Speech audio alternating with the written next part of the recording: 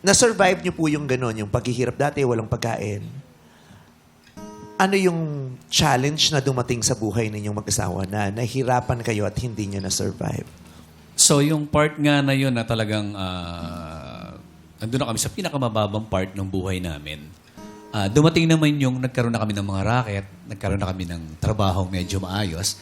So, pareho kami tour facilitator. Tour facilitator? Tour facilitator, Saan tour po? coordinator. Sa Ano mga po yun?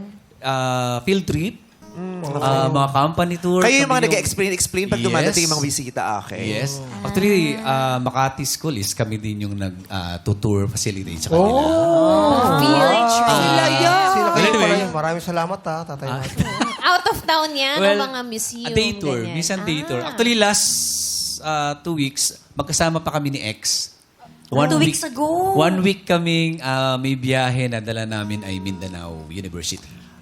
So may nagka-connect pa rin kayo? Nakakapag-usap pa rin Sa kayo? business. Okay kami. Hindi kayo magkaaway?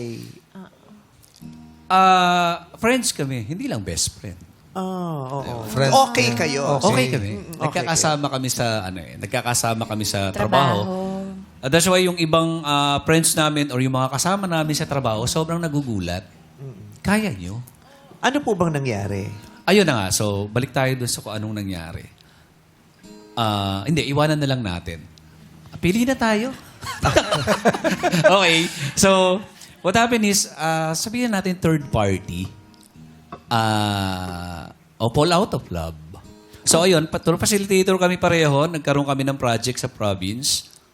Caraga region, sa part ng Mindanao. Dalawa kami nun, siguro almost 2 months. So, yung dalawang bata, naiwan. Of course, family naman namin yung nag-aalaga. Pero, iba pa rin yung may isang nandito. So, peak season dito sa Metro Manila, meron pa rin sa mga province. So, napag-desisyon na namin na ako na yung province, siya dito sa Metro Manila. Well, at least, kahit mabisi, ma-attend niya pa rin yung needs ng mga kids. Opo. And doon na siguro nag-start na sobrang sobrang nabisi kami sa trabaho, lalo ako, na-addict ako na nakakaipon na ulit kami. At sa akin nga, pag may nagtatanong, hindi namin na-handle pareho yung nagiging maayos na, doon na siguro nalibang yung isa sa amin. So pumasok, nagkaroon ng third party, bumalik yung kanyang first love. Oh. So, ang tinutukoy natin dito yung ex-wife mo. Yes. Oo. Bumalik habang ikaw ay malayo po ba? Parang out of Mindanao? Mindanao. nakalokasyon Caraga ng iyong region, yes. trabaho.